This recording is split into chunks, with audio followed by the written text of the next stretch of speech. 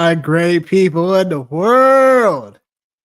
It's your guy, Nicholas Wilcox. Alongside here, you know who he is, the one and only Johnny Main. Johnny, say what's up to the great people, Johnny. Start growling at them. All right, What's you can up? do that too. What's up, man? What's going down? You tell us. Oh, Let's give you your 60 seconds of fame. well, okay. All right. 59, 58, 57, 50. Oh, man. Nah, man, just feeling good. Feeling good. Had a good week this week with picks. Had a good week in the DFS world. Obviously, my boys came through clutch and all right, 6 seconds over. Thanks. Beat down the Crimson Tide. It was a good weekend. There was this game on Sunday night that got out of control real quick. I am eating crow a little bit with the Pittsburgh Steelers in that situation. Russ Wilson obviously went out there and cooked on Sunday Night Football. I mean, those are my biggest things, man. Seen some good games, man. Detroit, Minnesota was a good game, kind of just like we had talked about. That was one of the games we were looking forward to, and that actually was everything we thought it was going to be. And my boy finally went down. KOC, man, finally went down. The Vikings did. They finally went down. I called this, but okay. Yeah, they finally went down. Jordan Love, man. Guy's a beast. Guy is a beast. Yeah, man, that's kind of where I'm at right now, man. Just looking forward to week 8. We're over halfway through the season, man, and just excited about this show tonight to be able to help out some people, man. Hopefully get them to the fantasy football playoffs and make some moves and make some good decisions. Got a lot of decisions to make out there this week on the waiver wire, as we'll get to that. But pretty excited, man. Yep, week 8 fantasy football show, week 7 reaction, waiver wire, trade advice, like all things considered, like. This is starting to be, it's going to be the turning point for some teams in regards to if they can climb back into the race or if they're just going to flounder out to the open sea to never come back this year. Ever again. Ever again. What we got so far, what we noticed from week 7, there's a ton of things to actually go over in terms of like just NFL life. There's one, for me, the AFC in particular, Ravens, Chiefs, Bills driving the AFC. Ravens looking unstoppable, looking like shades of last year plus with this ground game. Came into Monday Night Football, literally just, almost again, just driving things forward. Like, Ravens go down 10-0 early in the game, and then it's like doesn't phase Lamar at all. It finishes the game with 5 passing touchdowns. Derrick Henry runs for over 170 yards, including a receiving touchdown. And the Ravens aren't phased one bit, taking care of business on the road in Tampa. Lamar is still undefeated against NFC South opponents throughout his career. Chiefs, big win against the Niners. In terms of how the AFC landscape, is going to take shape.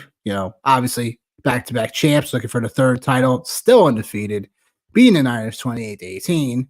And in terms of how, we have Mahomes, he overall is just doing it without doing it from a statistical standpoint. It is pretty remarkable how this Chiefs team just consistently comes to play in terms of how they just won another game. So yeah, when it comes to Kansas City, like it doesn't matter if they're home or away, just finding ways to get the job done. Buffalo, much as I hate to say it, Buffalo is pretty decent, pretty good. I mean, they only played the Titans, but they still are leading the AFC East by 3 games, while everybody else just flounders. Johnny, hear me okay? I mean, the one thing I will say is Pittsburgh Steelers disrespect will not be tolerated here as you talk about all these other teams in the AFC. I think obviously the Ravens do look good, man. I think there's really no denying that. The Kansas City I was gonna Chiefs. say, I was like, your Steelers look like the best team in AFC right now. No, but I tell you what, when you have a winning record versus the Baltimore Ravens during the Lamar Jackson era, you definitely have a different look on things for sure. And the same thing with the Buffalo Bills. That's not a team that I feel like is threatening to the Pittsburgh Steelers, even with the recent addition of Amari Cooper.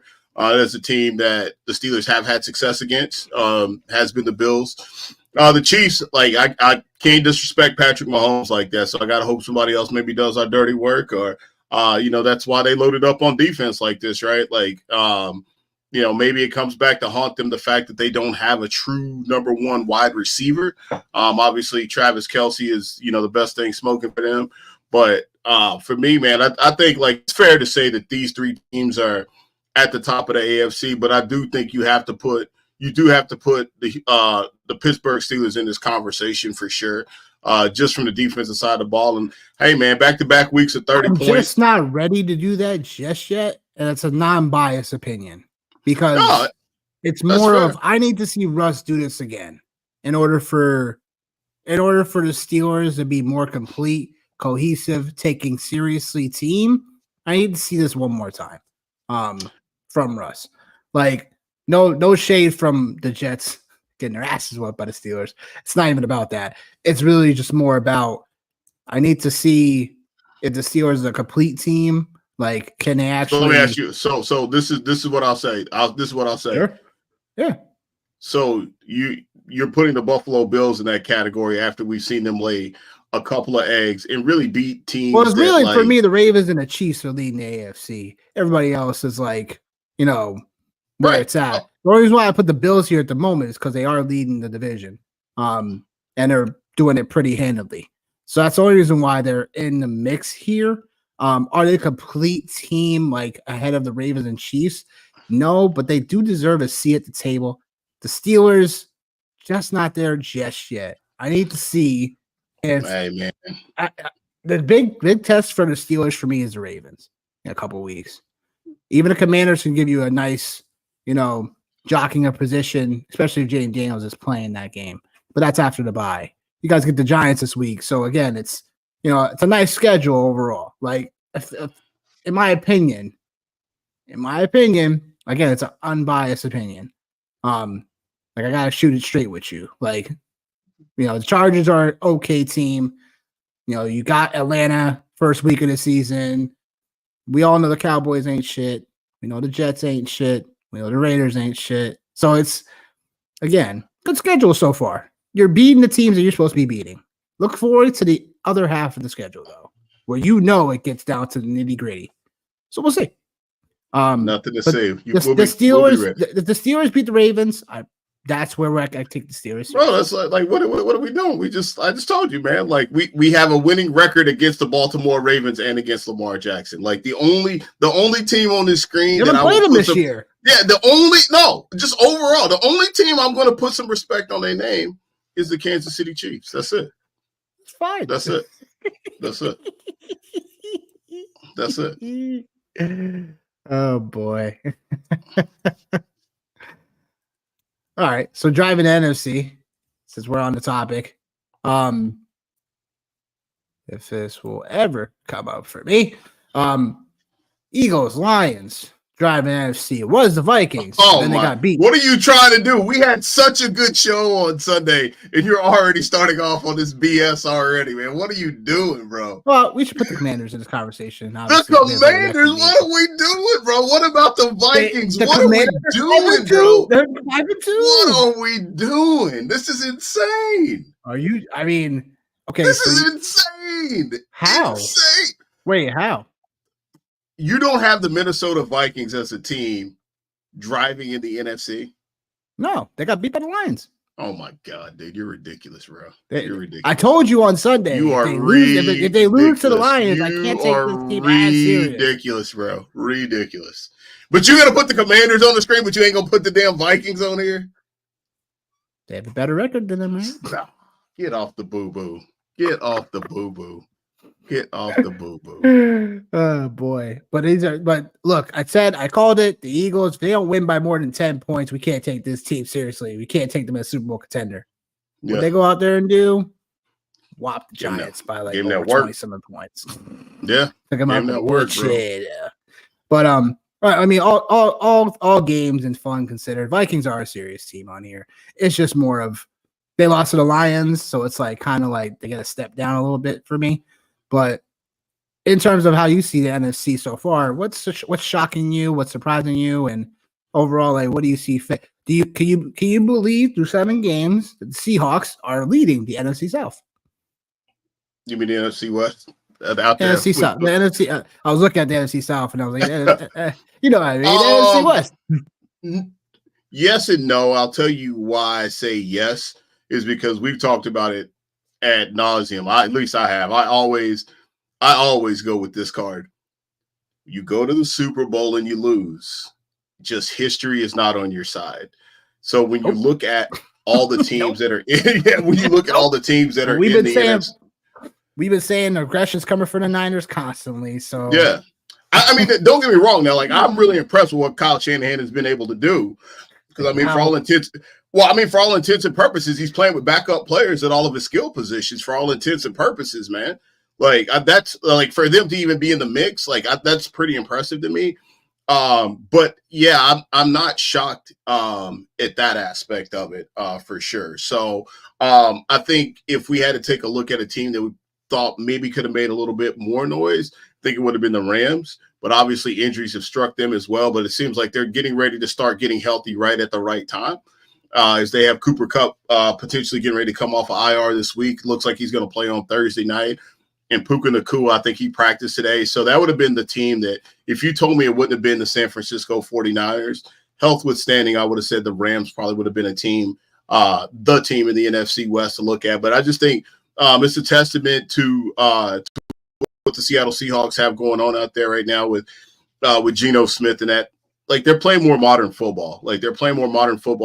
They have like a lot of young talent, like at the skill positions, obviously with JSN, DK Metcalf, Ken Walker, Zach Charbonnet. And I think Seattle's just always been a tough place to play. So, man, I'm not surprised, but that definitely wouldn't have been my pick, man. Same team that lost to the Giants, though, a couple weeks ago at home. Hey, man, wise man once told me this, man. Any given Sunday is what a wise man told me. You know what I mean? Oh, yeah. Yeah, that's what a wise man told me. So, what that, you know, I know, right? That wise man is. I know. It's almost like, you know, hey, man, you can play defense on either side of the coin here, man. I think I think, yeah, like I wouldn't have expected that early on. And like, yeah, man, like the Giants took it to them, man, for sure. Do I think the Seahawks are a Super Bowl contending team? No. I think they've always been a playoff team. I think they showed that last year, even with Pete Carroll and their Stone Age offense. But yeah, man, definitely not the card I would have had played would have been the Seahawks leading the NFC West. Yeah, and leading into it now the Niners don't have Ayuk. He's done for the year, tore the ACL, but got paid before that injury happened. Yeah. He honestly wasn't doing shit before that game anyway. Yeah, look, there's one. I mean, Deshaun Watson, man. You saw this. I told you in the team. We were texting each other. I told you the Achilles. As soon as I saw you could see it just pop.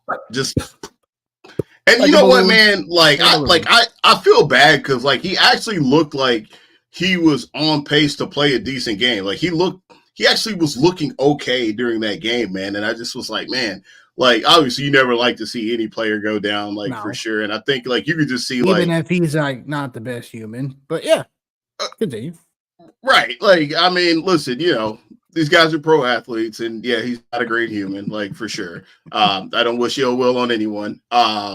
But like you could just see, like obviously, like he had been all the things that he had been carrying when they bought the card out, man. Just like, you know, all the questions that he had to answer, all the speculations and allegations, and you know, and then knowing that, like, you know, hey man, this is at least a year injury for him. You know, that was kind of tough for me to see, even being a Steelers fan. That was kind of tough for me to see, but obviously, man, like hope the guy's speedy recovery for sure. And just hope he doesn't get into any other stupid shit while he's, you know, recovering, but like you could just see that was he was playing good football, man. Like I'm not saying he was going to break a slate or anything, but I think that was probably the best that I had seen him look, through 1.5 quarters of football when that was going on. So yeah, I get it, but it's also like with Watson, like, come on, the writing was on the wall before this injury. There was already rumblings of him. Yeah, there was already rumblings of you need to go sit him, stuff like that. And now the Browns just look like one of the worst organizations in all football history for this contract they gave him. All because they traded Baker Mayfield, bro. Well, like, yeah, on top of that as well. Yeah. So it's, again, it becomes like, very puzzling for the Browns franchise. Like, I don't, honestly, I'm like, look, like, I agree with you. I don't wish no ill will on anyone playing injured because, or injuries, whatever, because the NFL, any professional level, when you get there, it's like, you're playing, whatever. It's like, all right, well, you're there and you're playing. So, Blue Jays, I see you. We'll answer your questions in a moment. But yeah, like when it comes to like Watson, Ayuk, but man, I was gutted. I was gutted for Chris Godwin. I was so gutted. I don't have Godwin in any of my leagues, but that's beside the point. I love I hit. It just felt like he was going to have the bounce. He was going to have the bounce back year. He had already seen the shades of it. Like he was already a top 10 wide receiver, pretty much any format. And I'm just gutted because, like, it's football. It's football, and again, 10-point game, stuff like that. Like, should he have been out there? Should he not been out there?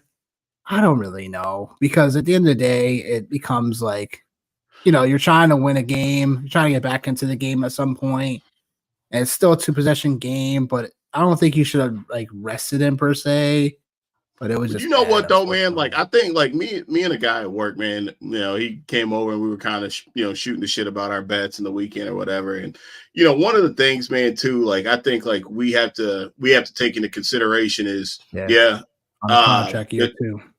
There's that. And then like to Blue Jays' point, man, like there's certain stats that these guys got to get kickers, and like when you're in a contract year, like you want to be out there. Like, I don't know if you've seen some of the shorts and things like that about Dez Bryant. Yes, I much love Blue Jays. Some of the shorts about Dez Bryant and some of the things that happened with him allegedly during his Dallas time, as far as like them not throwing him the football at certain times and et cetera, et cetera. So like you have him out there, right? Because like he's looking to hit those marks, man. And a lot of these guys are literally true warriors and true competitors and don't want to come off the football field, man. And I agree, dude. Like this was the best that I had seen Chris Godwin look since the Tom Brady time frame. And you could tell in this offense the way he was being utilized, like it was Chris Godwin go time. And like I think, to your point, man, for him to be injured at that stage of the game with little to nothing left on the line, I think Todd Bowles is,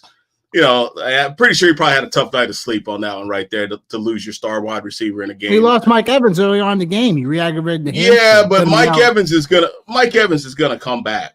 But Chris Godwin is Godwin is done. Done so. I literally turned the game. I turned the game off with like a minute and 40 left. Do you realize the next opponents for the Bucks? They got the Falcons at home. Yeah, they got the Super Bowl reigning champs on the road first week of November. They got the Niners after that. They got their bye week. So that's why I was saying, like, this is like the worst time to have these type of injuries right now, because now you got 2 year stud wide receivers out, and now it's like the back end guys we'll get into. But just injuries, man. It's definitely, these are times where it's like, Chris Godwin, Rashee Rice, Ayuk, like all these stud receivers are going down. Isaiah Pacheco, we're gonna get you guys prepared. Travis Etienne, the list goes on, man. Yeah, like Puka Nacua, like it's just not. It's been a lot of top heavy injuries to some decent stars so far this year. And again, we'll get you guys prepared for when it comes to waiver wire in a little while. First things first, we're going to dive into the buy low, sell highs for week 8. We're going to get you guys ready Because again, this is a crucial time of the year now when it comes to trades, like acquisitions, who to get off of at the right time, who to start looking at if you're ahead of people in your leagues, who to start trading for now versus for schedules or just players that can benefit now. If you're definitely, on the tail end of the league, you don't want losers punishment. So you're making the moves to make sure that you're not there. Good news is every team is playing this week. There is no buys. Next week will be different. Niners on bye. We'll have your Steelers on bye, right? Yeah. So there's a couple other teams as well that I'm forgetting that they'll be on bye, but this week there is none. Starting with our first bye of the week. Speaking of the Niners, Deebo Samuel. With Deebo, we have to, he had an pneumonia apparently.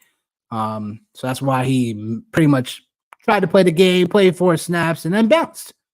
Thank you for destroying some of my teams, Deebo, this week. Thank you very much. Appreciate it. But this is not a personal feelings gripe show. This is a fantasy football give people advice show. So what I'm going to do, just throwing it out there. Just throwing that out there, if you want to air your grievances, there's a chat as well. But when it comes to Deebo, we know Christian McCaffrey, without him, there's no Ayuk now. So again, this Niners offense should be funneling through Deebo, Kittle, and then everybody else, Jordan Mason, stuff like that. But without Ayuk, the last 2 seasons, Deebo has been targeted on 34.8% of his routes. So without Ayuk. So if all systems go for Deebo, we know what kind of Swiss Army knife he is in terms of how he, takes carries every once in a while. And again, still no McCaffrey, and now no Ayuk. The Niners should be prepared to get Deebo a ton of more touches, which in turn should produce you some really good fantasy points and opportunities to, try to buy Deebo. In a situation where I'm trading for Deebo, I think I'm trying to do this immediately because even if Deebo misses, but this week with the ammonia, the bye week's coming, stuff like that next week. But I still want to buy Deebo because I think there'll be depends on your leagues mates and stuff like that, where if Deebo is on a team where it's like they got to win now, then sending some decent pieces, it's interesting. I think the package for Deebo in my eyes, one for one Garrett Wilson potentially, just because, again, there's some, ambiguity there. That's a 1 for 1, hey, take your guy Pickens and trade for him right now. I was going to say it. We're on the same page. I know you were. That's why I beat you to it. Yeah, we're on the same page. Got to come with somebody else. Straight up, if you're looking to get from other Pickens for whatever reason, I don't necessarily say Pickens is a sell high per se or anything like that. It's more of usage is going to increase for Deebo. So that's where, again, you want the guy that has a little bit more usage overall than potentially what we have seen so far. But yeah, look, Johnny, what do you say about Deebo? If you got some guys out there trying to trade for him, or you're looking to acquire him in a league, what do you think your fair price tag would be giving up Deebo in general? Well, I think George Pickens, that's a really good starting place, for me. When I think about, what would I be willing to give up for Deebo, I think you can even start to now kind of get into, depending on your situation, man, another guy. I'm curious to see. I'm not, I don't like trading for, what do you call it, for hospital? What do you call it? What's your little phrase? I don't like hospital chasing. Hospital chasing. I don't like. But maybe JT and something else. Maybe. I think there's a. I think there's a lot of something else. That's interesting. I'll just do JT straight up. I think it's again, man, it's name brand, right? It's name brand, and I think sure. We could talk about that later on or whatever for sure. Yeah. But I think that's. What about DeAndre Swift? Do you think if people have DeAndre Swift, they would No. If you have DeAndre Swift, you wouldn't trade him for Deebo? Oh, if I had DeAndre Swift, would I trade him for Deebo? Fudge, yeah. With peanut butter. I'm just saying, Aaron Jones, maybe, so Yeah, I if we're think talking about I like that trade right there. I like Aaron yeah. Jones for Debo, So just because I think you're kind of getting a very similar. I don't want to say similar skill set. Like you're getting a guy that has a very high upside in Aaron Jones, but you're also getting somebody as well that that like does have an injury history, and I think that's a very similar comp to Debo. He's somebody that has a very high ceiling, but also has an injury history. And like another thing, like for me, like with Debo, like outside of like the players to trade for, San Francisco 49ers got to win, like we were just talking about recently. They got to win. Debo Samuel is their best football player. So, like, I do, to your point, like, I love this call by you when you were like, hey, Debo's one of my buy high guys. I was like, yeah, I rock with that for sure because they got to win football games. And the only way they're going to be able to do that is to get Debo the football moving forward, man. So I like that. Definitely. By number 2, we have David Njoku of the Browns. Johnny, take us away on this one.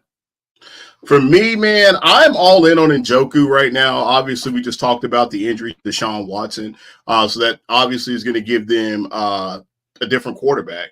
But even with that, with Deshaun Watson and his inefficiencies at playing the quarterback position, over the last 3 weeks, David Njoku has ranked in the top 25 in routes ran. And he's number 15 overall in the last 3 weeks for routes ran with wide receivers and tight ends. And he's in the top 3 for targets. Like, so we know what we're getting with David Njoku. We know what the skill set is. And now all of a sudden, Amari Cooper is gone. There's a quarterback change. I think this is one of those scenarios and situations for me personally, with tight end being what it has been for us over this entire year for fantasy football. This is a guy I feel like right now you can absolutely trade for, and I think you can actually get a high ceiling for him for sure, and not have to give up a whole lot to get him. It's definitely a sneaky move. I didn't think about David Njoku, so that was really good. When I saw that, I was like, yeah, that makes a ton of sense because tight ends where people are hurting a good amount of teams the most because, even if you have if you drafted an elite tight end, like you're just looking for production at this point. And the QB switch in Cleveland could shake up some things for especially David Njoku to be actually used as traditional tight end, whether it be James Winston or Dorian Thompson starting, it don't matter. Njoku, top 25 in routes run and top 15 in targets over the last 3 weeks, no matter if he's a receiver or a tight end catching the football. Like David Njoku is a great buy. Again, even if, Njoku is one of those guys where we take on because we overall are going to need a guy who can produce at tight end. So that being said, last buy on the list, before we get to some questions here, it's a screaming buy, obviously, because of the offense, but it's Devontae Smith. And when we look at things, there's definitely going to be some overreactions. Hopefully you got some overreacting Oscars or overreacting Olsons in your league, something like that, where it's like people are like freaking out about Devontae Smith. They're freaking out about the Eagles offense in general. Look, the Eagles were pounding the Giants. It was the Saquon Barkley show, baby, like we called it. You know what I'm saying? But in all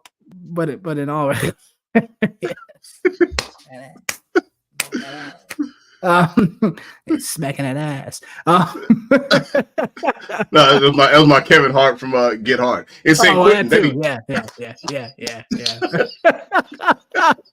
See, people, we even bring the entertainment value. But Devontae Smith, we all know like he's gonna have a better games are ahead, and I'm gonna tell you why. Because 91% route participation against the Giants. Only the second time in Devontae Smith's career where he's had 3 or fewer targets. Currently has the 3rd easiest schedule for receivers for the next 4 weeks and has the best schedule amongst receivers for the rest of the season. Look, Devontae Smith's a screaming buy. We called A.J. Brown a couple weeks ago. We called Saquon Barkley to trade for him last week before his clear explosion that was supposed to happen against the Giants. You should have took the kitchen sink and threw it at the Saquon Barkley owner for him to trade him. But yeah, look, Devontae Smith is definitely the guy that is a screaming buy. And then some additional extra buys that we're including is on the list in the ticker below. Now, this is going to be depending on how your league is going to go. But CeeDee Lamb, we talked about him before on this show a couple weeks back before the bye week. So hopefully you've bought him. I know he didn't exactly produce per se before the game, against the Lions because the Cowboys were just scripted out. But CeeDee Lamb, again, another screaming buy to where this is the time of the year where you want to acquire him, and he probably could be acquired for just a tad bit less now. What do you say to the rest of these names here, Johnny? I want to get your thoughts on some of these other guys here too. Devontae Smith, that's a great call, man. Like I think we all drafted him for a reason and we all loved him for a reason this offseason. So like I love the Devontae Smith call out for sure. Yeah, we do. Yeah, we do that too. And then Tyreek Hill, man, like Tua's on his way back, potentially. And if Tua's on his way back and he is able to stay healthy and you've been able to hang on with Tyreek Hill, like some people I know, as your starting wide receiver one, you're in a good place, right? Like you're in a really good place. Malik Neighbors was actually somebody that I had thought about going with as far as like a buy high candidate. Like just because like I think like it's a great time. He's missed, a couple games. He didn't have a great game. So I think it's an opportunity to capitalize on him. And even Kamara. I think it's a very similar situation with Kamara because there's one guy that's not on this list that's in the same breath, and that's Chris Olave. I had him written down as well that I think is somebody. Yeah, he was close. I'll just say that. Yeah, like he's somebody that I have here just because I think like, for everybody that's watching, man, like, kind of the art form to this is like you got to be almost like 2 weeks ahead of the curve when you get ready to go buy a guy high. And like Devontae Smith, man, I had some chump messaging me last night in one of my leagues, man. Like that, he's a chump, beat huh? me. Yeah, he's a chump, man. He beat me by 15 points. He's in first place in this league. And I had Devontae Smith and I had Jamison Williams in my starting lineup, and he had Lamar Jackson, and he had to have 34 points. He beats me by 15 points, and he's talking this monster shit. And I'm like, bro, like we ain't worried about week 7 losses, man. Yeah, man, like we out here playing for chips, bro. But like, yeah, like I think like he definitely Chris Olave made the list for me in my own mind. And I'm going to be extra, and I'm going to put one more guy out there as well that I want to bring everybody's attention. And maybe he's available, maybe he's not. But Caleb Williams over the last 3 weeks, man, he's starting to find his groove, man. So like whether you can trade for him, because I know Patrick Mahomes hasn't been hitting the mark, CJ Stroud hasn't been hitting the mark. I think like now's a really good time. Like if you are in a league and you have the opportunity to get Caleb Williams for the low or, whatever the case may be. Last 3 weeks, 7 touchdowns, 1 interception, and a QB rating of 122.8. He's one of the top 3 quarterbacks over the last handful of weeks. So I think Caleb Williams' season is among us. And just kind of give you guys a little preview, he definitely will be somebody who's in my DFS lineups this week for sure as well. Yeah, it's fair enough to say. Yeah, I mean, look, like these are just some of the extra buys here because look, like there's like you just said, it's an art form and you have to be ahead like a week or 2 at least to land the guy that you're targeting. But again, everything is a little bit more, everything's flowing, everything's vibing, stuff like that. So it's going to change sometimes on a dime. So I mean, look, that's where we're kind of at when it comes to these buys. Guys, any more questions, feel free to drop them. Before we get to the sells, I want to answer a few questions for people in the chat. We'll start with Blue Yays because he's been very, very patient. And thank you for dropping your like and your sub for us. We definitely appreciate you increasing the brand. Anything we can do, we're here for the people. So Blue Yays is asking, he traded Jacobs for DJ Moore in a mid-round pick. So he has 3-player keepers. Need a receiver bad. Still have Kamara, Hunt, Hubbard, and Bigsby. Asked around. It's the best I could get. I know it's not the best value. So yeah, I mean, keeper questions are gonna always be, interchangeable because it's like, every setting is going to be a little different. You know, you don't know who your league mates are going to be selecting, stuff like that. But when it comes to, you know, traded Jacobs for DJ Moore in a mid-round pick, I think that's fine. I think we've seen some upside for DJ Moore. It's just we wish it was a little bit more consistent. I think Jacobs kind of the same way. Especially if you have Kamara and Hunt and Hubbard and Bigsby. Like, I get it. If you need a receiver bad, you had to make the move. I think the next move I would say is if you're considering this, trading Kamara and finding out if someone's gonna bite, you know, you take Kamara, you take maybe somebody else, and you package them up to get a better running back because, you know, Hunt, Hubbard, Bigsby, some of those guys, I'm not sure out of those three who's on borrowed time the most as an RB2 on this roster. So it's just something to consider. But I don't mind the trade for Jacobs. I think that's a pretty fair move for both sides. I think it's more of like you're hoping that the Bears coming off the bye, you're hoping Caleb Williams is still clicking to where it wasn't like DJ Moore earlier on in the year where it was like they weren't in sync at all. But yeah, when it comes to trading, like, you know, again, yeah, like you said, I would say the pick, like the trade is a little bit of a step below, but hey, DJ Moore is still a guy that could come out and give you 2 touchdowns. You know what I'm saying? Could still win you a week. But what do you say, Johnny, to this? And any advice for Blue Jays in general? Well, I mean, it just kind of goes into what I was just talking about with, you know, how I like Caleb Williams, and liking Caleb Williams in return means, like, I like DJ Moore. He's on my he's actually on one of my keeper rosters actually that I have. I have him and Roma Dunze are my two. Don't ask me how I ended up landing the two of them, but like I ended up landing them in the draft. Just kind of handcuffing receivers, right? If one don't play, the other one does. And like, you know, I said this, you know, back in April, man. Like, I believe in Caleb Williams and I believe in what they have going on. And I think breaking news. Oh, Browns plan to start Jameis Winston this week. Continue. David Njoku. But also too, man, I think the point I was going to get to was that, like, you see that the NFC North is now, like, it's the best division in football right now. And you're playing against the Minnesota Vikings, KOC. My man gonna be throwing the football quite a bit.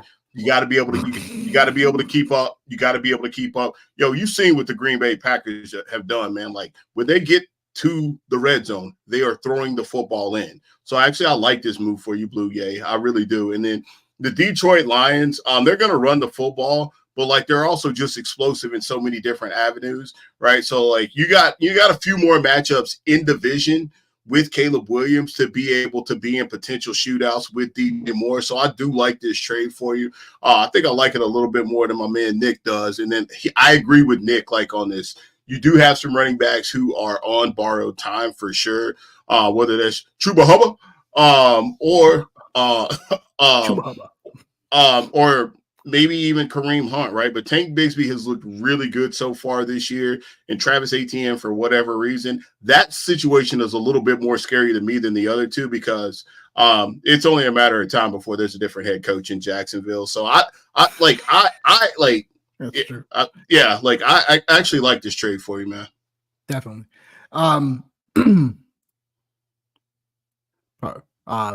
Pareko. There we go. 2 and 5 in a super flex. If I could turn Mahomes, Jefferson, Njoku, Brees, and Dell. Whoa, this is a big trade. Hold on. Hold on. These are always the ones that like breakups. Like right here. One knows I'm about to write down on. Yeah, I know. I was about to say, get the pen and pad out, man. Evaluate this, right. Old school, pen and paper, So Breako, give me a moment. Beep, beep, beep, beep, beep. All right, so I'll take it. I got you. So Mahomes, Jefferson. Yep. Njoku. Yep. Brees.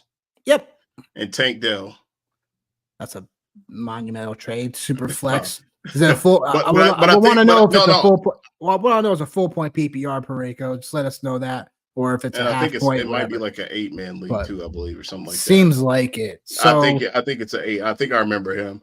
Pollard, Neighbors, Josh Allen, Josh Allen, T. Higgins, and Mandrews. The other tight end he has is Ferguson. His other running back is Kyron and Deontay and Waddle. So basically, the trade is all Pollard, Neighbors, Allen, Higgins, and Mark Andrews.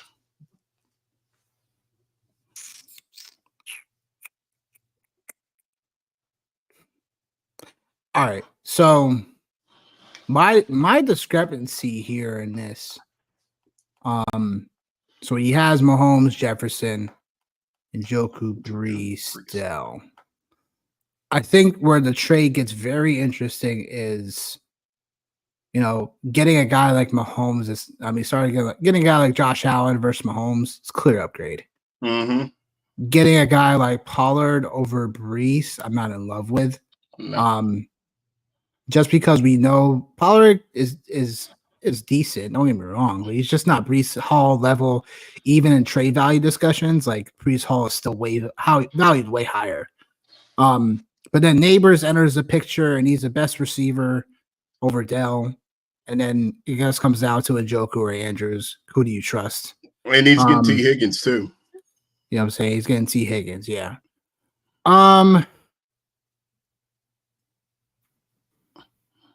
I probably would say my only gripe and counter to this is not giving up Brees, because you're giving up Brees and Jefferson.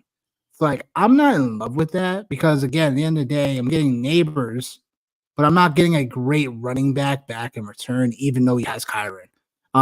These are situations where I just don't like giving up. I feel like he's giving up the better half of the trade for a little bit more, you would say, security. But even here, I don't like, if you could find a way to do something without Brees and or Jefferson, I'd be willing to do something like this, because I like the upgrade of Allen over Mahomes. I like the upgrade of even a Higgins over Dell at this moment. And then Njoku and Andrews, I mean, look, like, I feel like sometimes Andrews going to have some weeks such like he did last week, and hopefully it's the turning point. But it's also like, I think Njoku's still in a decent spot as well, where if you had to keep him, you had to play him every week, you could. So, and he has Ferguson. So I think finding a way to not give up Jefferson and Brees, in my opinion. Well, that's probably the cornerstone of that's probably the cornerstone on the trade, right, man? It's because I think like you're trying to get rid of Mahomes, who, like, in all reality, man, like we talked about on Sunday, he's a better real life quarterback right now than he is a fantasy quarterback. So like him getting the upgrade, one offer is Mahomes. This gives context. It's a three-team trade. So one offer is Mahomes and JJ for Allen, Andrews, and Higgins, and the other offer is Brees and Njoku for Pollard and Neighbors. Oof. Boy, oh boy, oh boy. So no to the first offer. I'm not giving up Mahomes and JJ. I just want to keep JJ in that situation. The next trade would be, it's a little bit more interesting. It's a little bit more interesting because Neighbors, honestly, we all seen has that he can win you a week mentality. It's just, are they gonna pull Daniel Jones? Like, is that offense gonna get any better? Like, there's just questions now. Dude. I like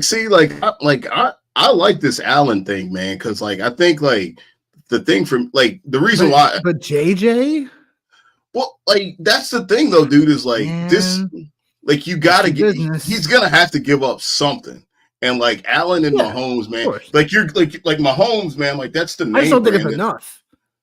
Okay, like Mahomes and JJ's. Look, the only reason why I'm always saying it's not enough is because like I'm not getting like, I don't know, because take out the QBs in this situation, it's basically Andrews and Higgins for JJ, and I don't like that.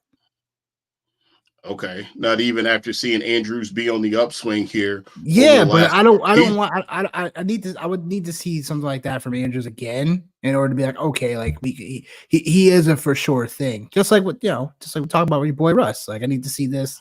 something again. Well, I think we're right, but I think like the difference between like Russ and Andrews is that Russ has been moving slow. Andrews, the only thing that hurt him last year was injuries. That's what hurt him at the end of it. Like he had been a top tight end producer like for years. So like for me, like the main reason why I like gamble. But just hear me though. The main reason why I actually like this though is because Josh Allen now with Amari Cooper now in the mix. Like, I think this makes this a different offense, man. Like, I truly, truly do. And like we were just talking about, like in our other segment, man, like, like you got to be a couple of weeks ahead of the game. And like if Amari Cooper already caught a touchdown and only had 5 or 6 days with Josh Allen, what does that look like coming down the stretch with a guy like Amari Cooper and giving Josh Allen's rushing upside? I just think like Mahomes, it is what it is. Justin Jefferson, like, does anybody want to give up Justin Jefferson? No, like nobody wants to. And then, like you were just talking about as well, man, like with Breece and Pollard, like the second offer here, Breece and Njoku for Pollard and Neighbors, like you're giving up one playmaker who now has to share the ball with 2 other guys for the guy Neighbors, who is the only guy getting the ball, and Tony Pollard is definitely the only show in town.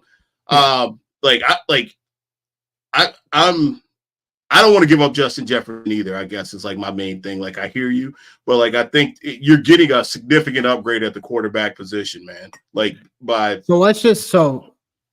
you say if he did these trades, the new team of his would be the Allen, Pollard, Neighbors, Higgins, and Andrews side would be his new team? Say it again. I said his new team would be Allen, it would be Kyron, it would be Pollard, it'd be Neighbors, Higgins, Andrews, and Ferguson. That'd be the new team. It's definitely a tough call, I'll be honest. I guess let me ask you this question. Let me ask you this. Yeah, sure. Like, this is not in the same trade context, but would you trade Neighbors for Jefferson? No. Okay. And I know it's close. Yeah, it's close. It's a little bit more closer than everybody thinks, but the only reason why is because the only reason why I'm giving Jefferson a little bit more weight here. It's not only because he's a superstar, but we know the offense is vertical. We know that this offense is going to be, KOC, like we say every week. Like, you know what I'm saying? Like it's Minnesota is going to be a high octane offense that is going to be phenomenal for fantasy. There's still some, pessimism here with Neighbors because it's like he's still a rookie. The Giants still look weird. You know what I'm saying? I know he's proven it so far, but it's like, man, I know rookies get better throughout the season too. But again, like, look, if I am the first offer, I'd be more hesitant to just say no to. The second offer seems a little bit more fairer because it's like, all right, like I'm getting Pollard and I'm getting Neighbors for Njoku and Hall, but it's like, man, I don't want to. I'm a Jets fan. I wouldn't want to give up. But I wouldn't in the right situation. I wouldn't in the right situation. So there's that. Pareko, keep us definitely posted on what's going on. He's also talking about, the Rams blowing up their whole team. And thoughts on Mahomes. You know what I'm saying? Pareko, man. Cooper Kupp can't go to KC if he's going to Pittsburgh, baby. Yeah, boy. You live in a pipe dream.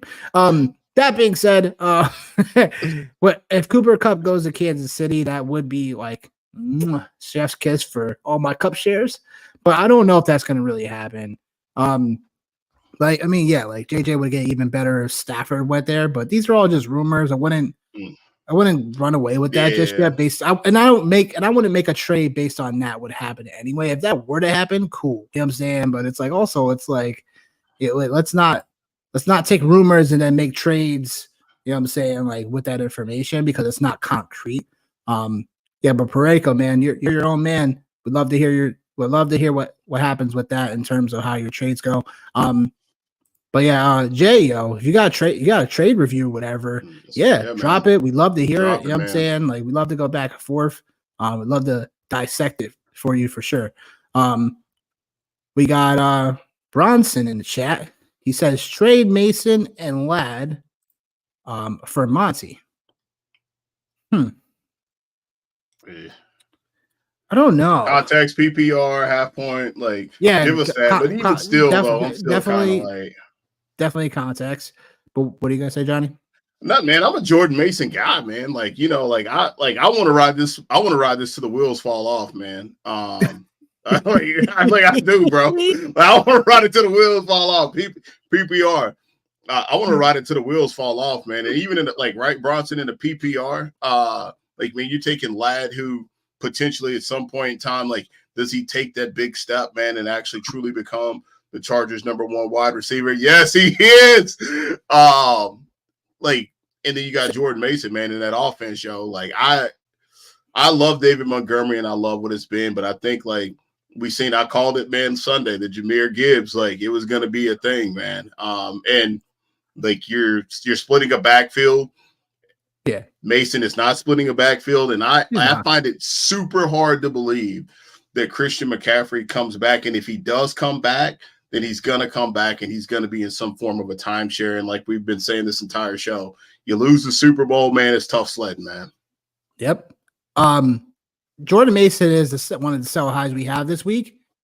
But you've been trying to sell my man all year long, man. Well, in context, because if you got a trade that makes your team better, you can't deny it. Right. And then there's some rumblings about CMC coming back at some point. We don't know what that's going to be, but I'd rather get something decent for him at this point because now people know he's productive versus all right, just sitting on my hands. And if I don't want CMC, that makes this even worse where I'm not trying to sell him for something. But that's just where we see. But I wouldn't do this trade. The only reason why is because, like you just talked about, Detroit is a split backfield. They have a ton of weapons. And Monty's probably better used. He's better formatted for a half-point PPR or a standard league because of how his value increases better in those formats. But Mason and Ladd, no, I think Ladd can still be the Charger receiver of that team. That Herbert can get very comfortable with. I said a couple weeks ago, buy low for Ladd McConkey, and so far it's been okay, but I think it can only get better as the season goes along. So I wouldn't do this for just Monty.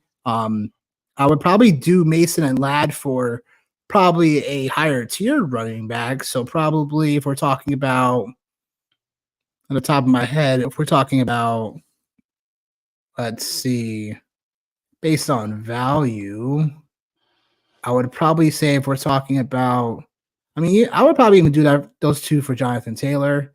I'd do those two for Kenneth Walker. Even Mixon. My God, no way. Even Mixon. So even Kamara. So I was about to say Kamara. I think any of those guys, those two I'd hit up those guys, try to see if I can get something like that done first. Because Monty still has value. Again, it's just more about I think Mason and Ladd still some decent pieces to trade off of just for Monty, where we just saw Gibbs had an amazing, day. I don't know. We know Detroit loves them both, so it's going to be one of those, split backfields where both of them could definitely succeed. Chaka says, should I trade Kamara and Higgins for Waddle for Hall and Waddle PPR redraft? Thank you for the context. Man, that's a little tougher. Well, if Tua is actually back, I subscribe to this. I subscribe to this. I subscribe to this just like you should subscribe to the show. If you haven't already do that. If you haven't already done so. Yeah. But if Tua's back, then I definitely do this because I think, for all the things we've been talking about, these guys that we can buy. The Miami Dolphin offense was something that we were all in on this offseason, and Tua's coming back. So, as a lot of street philosopher once said, scared money don't make no money. So, if Tua's back, and I think you've seen it. I think you've seen it against the Steelers with Breece Hall, and just how dynamic of a receiver he is, and how to get him out in open space, and what a problem he is there. So I think for me, maybe the rushing isn't going to be there for Breece Hall per se, but I think when you think about him out in space now with the weapons that they have and him being a dynamic receiver like that, I do like the upside with Hall and listen, I'm all about Alvin Kamara, baby. You know what I mean? Yeah. For sure. But I like the second part of this trade for you for sure. Yeah, it's one of the moves that if I'm looking to get from under Kamara, it's a move I would do. Reason being is because Hall is going to be, we know still the Jets offense, like we know it's, still a work in progress, but at least we know where the ball will go to. It's one of three places consistently. With Adams there now, it'll be Wilson, and it's Hall, it's Adams. It's one of those three guys are going to constantly get concentrated targets, constant workload. So that's where, if I'm looking to get from under Kamara, that's probably a good move because I think the Saints, I don't know what they're doing this year, but they're not getting Kamara enough checkdowns like they've had previously. And I think that was just more of like the Carmichael, stuff that they wanted to do with Kamara, but they have not done that this year. And that's kind of taking the air out of Kamara for me in some ways. But with Higgins, I mean, he's also been really good this year. Yeah, he has. So it's like, again, like it's a fair move for both teams, I think, whatever side you're getting, because Higgins still the number 2 in Cincinnati, who's going to be, Chase. It's Higgins. It's Jamar Chase. Like, those guys are going to have to get targeted. But with Waddle, yeah, I mean, you're banking on Waddle, definitely being a lot better than he has been. But I can understand why someone would want to do this move either. But I would say the good news is that, if you're trading Kamara and Higgins, both of them have not had their bye yet. Waddle has. So that's a little bit of a value placement there. But I would say both sides of this trades are pretty okay. If you like Hall over Kamara, it would make sense to how you do this move. And you're hoping Waddle is better than Higgins. Cool. But I would just see just to be safe, if someone would just do this move for Kamara, for Hall straight up. Because I do like Higgins a little bit more than I do Waddle rest of the season. But yeah, that's just kind of safer. But that being said, Ron's got a question as well, but we'll get to our boy Dustin real quick because you guys got to scream the KOC. KOC! Yes, KOC! Yes, he is, bro. Hey, man, listen, that guy, man, he is a wizard, man. He is a wizard. How much better would the Vikings be with Stafford? I mean, there's that relatability, what I'm saying, back with O'Connell, what I'm saying, with Stafford.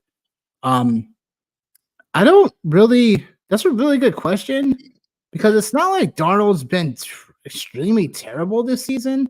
So I don't know what the rumor is all of a sudden with Stafford going there. Yeah. I'm at to dig in a little bit after this show because I'm not understanding why Stafford will be like so much better than Darnold or why Vikings would want to trade for him. Because it's not like Stafford's been lining up either. He hasn't even had a multi-touchdown through the air performance. But also too, he ain't had his dogs with him. And I think that's fair. For the Vikings, the biggest uptick for me, man, has been on the defensive side of the ball. It's not even what they've been doing offensively. It's been more about what they've been doing defensively, for real. Yeah. Yeah. I mean, it'll just be interesting.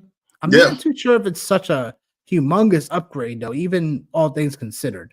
But it would just be something. Well, I think it would just be like, okay, like what Matt Stafford brings to the table. I think there's still some uncertainty and some hesitancy with Sam Darnold for like when is he going to come back to earth. So I think if there's that's fair, man. Like I think it's fair, but like I think too, man. Like to the next comment, like Kevin O'Connell, like without any shadow of a doubt, is the best coach that he has had.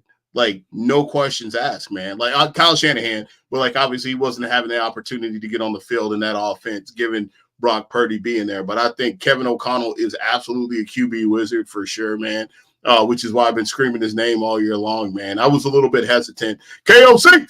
I was a little bit hesitant for sure, with, oh, my God, man, I'm drawing a blank. The quarterback from Michigan, JJ McCarthy. I was a little bit hesitant about them starting him, but I think, man, shit, it just makes me think about the memes. I might have to fire him up whenever, Kevin O'Connell sees JJ McCarthy. He's like, I can fix him. I can fix him. There you go. I can fix him. I get it. Bron's got another question. I think it's 2. So 3 flex league running backs: Jacobs, Mason, Bigsby, Algier, Bucky Irving, and Brooks. Receivers are Chase, London, Debo, Terry, and BTJ. With this Ladd is a follow-up. Juju He's giving us additional info on his. Giving us additional info. Yeah. So what about Mahomes and Mason for Kamara? It's a 2 QB league.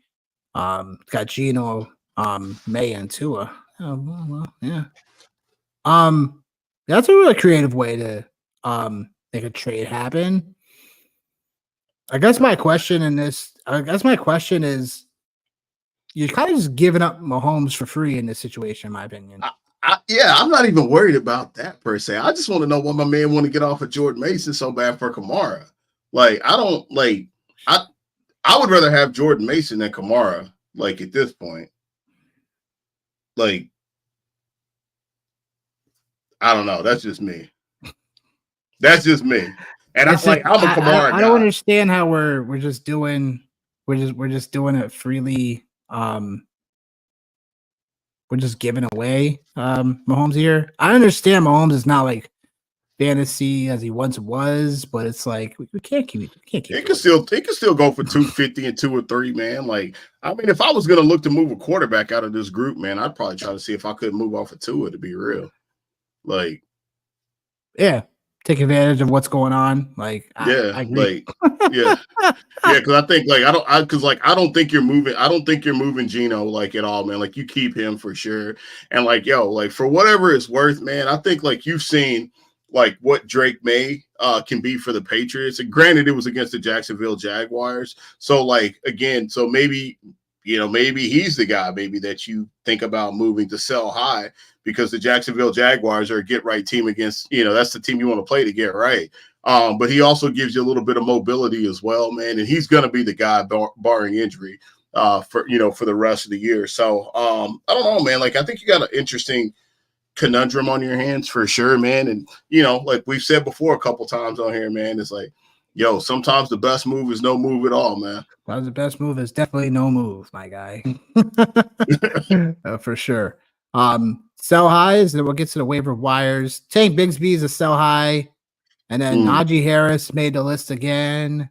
But along with Jordan Mason, and the only reason why these guys are making a sell high is because, especially what you want to do sometimes is take advantage of the hype, and just take advantage of the game that we just seen for Tank Bigsby. Like, look, the guy was phenomenal. Like, don't get me wrong. Like, I think Tank Bigsby is still a guy that unless for all intents and purposes, Dynasty is a totally different situation. Different animal, right? Man. It's a different situation where we're pretty much doing redraft, anything this season, whatever. If you have a question about Dynasty, we can do our best to answer it. But obviously, Tank Bigsby, 118 yards on the ground, 2 touchdowns, like just looking like an animal. But let's be honest. How can we really predict this type of game script? How many more times for Jacksonville moving forward? So in situations and weeks like this, where a couple of weeks ago was also a great sell high point against the Colts, where he ran all over them as well. He had over 100 yards, 2 touchdowns in that game as well. I'm not saying Tank Bigsby isn't one of those guys that we came off the waiver wire we could keep on using throughout the whole year and stuff. But I think if we want to get creative, and you have to look at your roster and be like, hey, is this roster going to win it all? And if it's not, make a move to improve it. It's just the next couple of weeks for the Jaguars. Let's be honest. I don't think they got Green Bay up next week. Yeah, I mean, unless Tank Bigsby really could be that guy, but the next couple of weeks, even after the bye, you're not getting good, relative, game scripts here for Tank Bigsby because he doesn't really catch the ball at the backfield enough.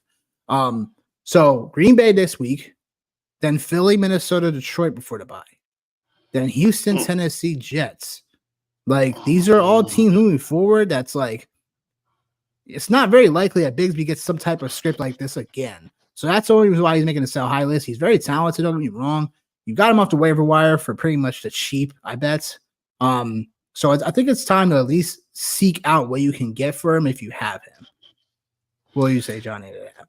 Yeah, I think like you got to put out feelers for him for sure, because I don't think the Jaguars are going to go away from Travis Etienne whenever he does come back. I kind of low-key do like him against Green Bay this week, just kind of low-key.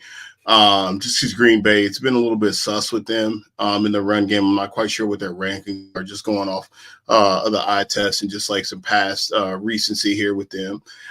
So like, maybe you roll the dice again, man. Like, I agree. Like, he doesn't give you a lot in the passing game. And the other part of this too, I will continue to say this because I truly, in my heart of hearts, believe this.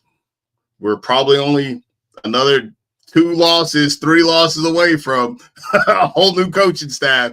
And when you get a new coaching staff, now all of a sudden, like these coaches aren't tied to anybody or anything like that right there. So it'll be interesting to see. But I do think I do like where you're going with the sell high piece for him, because maybe you find somebody who's 2 games out and maybe a couple of weeks away from getting Jonathan Taylor back, and that's who you target, right? Like you find that guy to like make a move, so like, hey, you can sell it and be like, hey, you'll have a running back for the next handful of weeks, and then JT's back, and then hey, maybe Tank Bigsby's nothing more than a flex play. Who knows, man? So I do like that.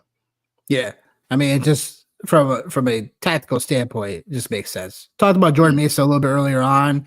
Remember, this be probably the perfect week to flip him to find out what kind of value you get, because again, the bye week is week 9. And then there's rumblings of CMC coming back at some point, but to whoever you think might come, if he might come back early, he might not, who knows?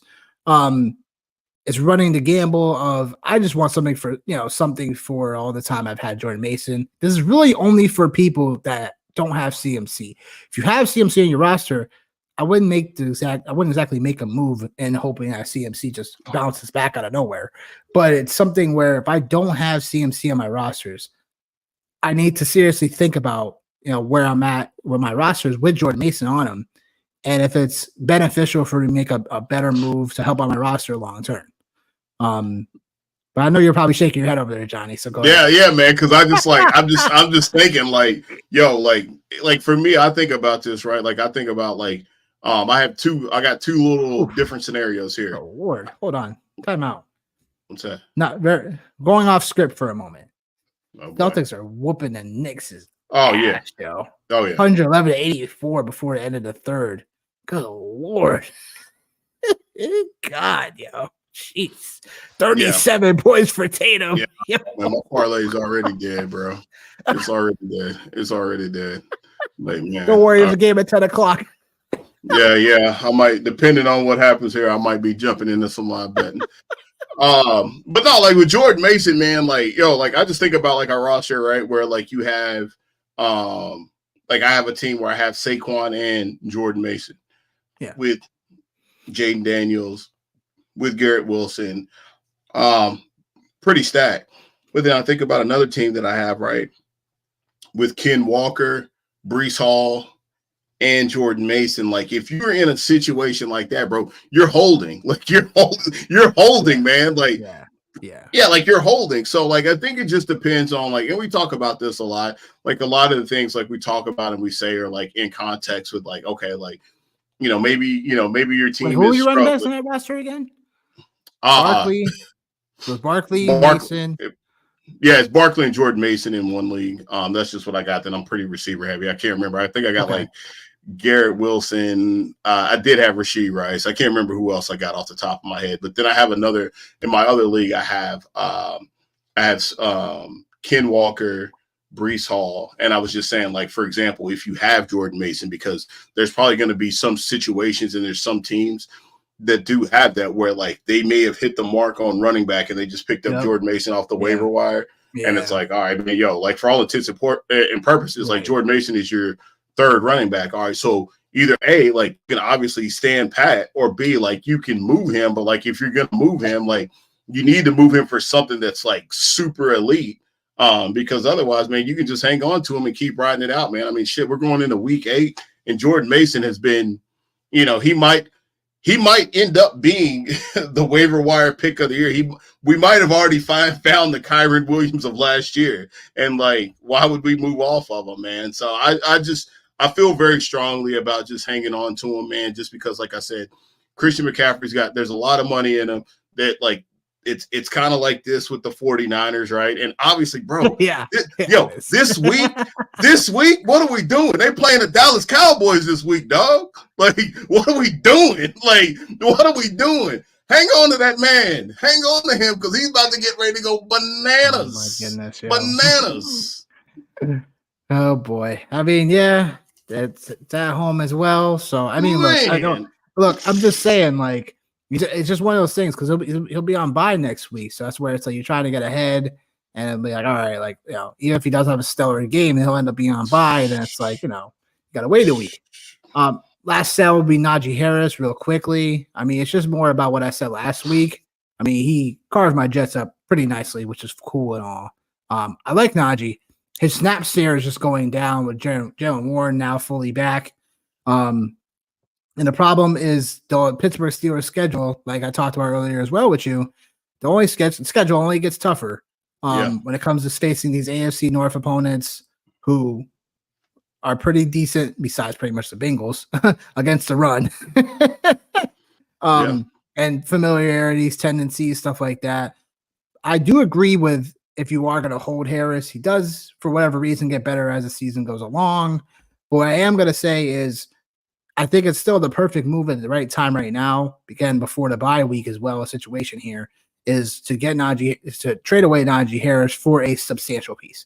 So Harris, and if you're able to get Juwan Jennings off the waiver wire this week for someone that's a higher upgrade at running back or receiver, or take, for example, if you got, you say Najee Harris, you take a Jaden Reed, and then you see what you can get for that. I'd be all in on that. You know what I'm saying? So there's ways to get interesting. Take a Harris and a Olave and find out you get CeeDee Lamb. Like, just get your creative juices flowing here, because it's like, I just think that, Pittsburgh plays the Giants, and then they're on bye. They got the Giant, man. They got Giants the are pretty AFC, decent this year. They got the AFC North, man, waiting. They got the Kansas City Chiefs waiting. They got the Philadelphia Eagles waiting, man. Yeah. So it's tough sledding, man. And whenever I seen that Najee Harris was, one of the sell high candidates, I tried to try to make a case for how he looked, man, coming down the stretch last year, and I couldn't even make a viable case for him, man. However, if I did have to throw some sprinkles on top of the ice cream for the night, I like ice cream. I like ice cream too. I would say, like, the one reason why I think that, like, maybe it could work is because I think, like, you just got a preview, right, of like what the Steelers offense could look like with them throwing the football down the field. And I think with them throwing the football down the field, like, you even seen Pat Freiermuth kind of, being able to get open.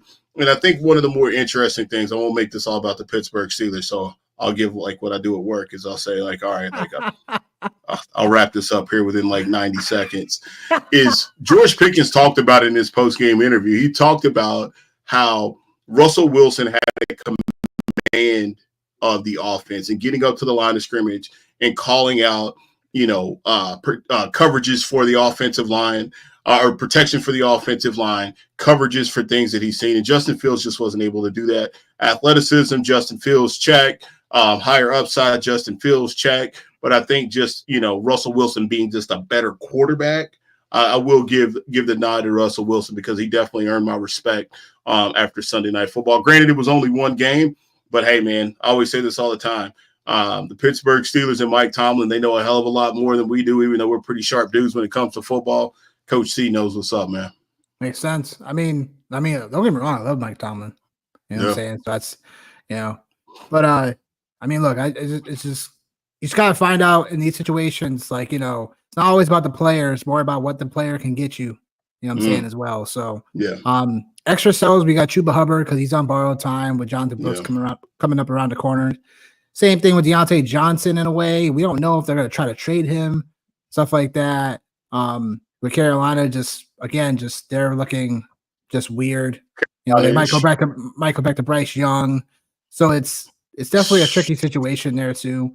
Anthony Richardson's on this list because if you could find some sucker to take him, cool.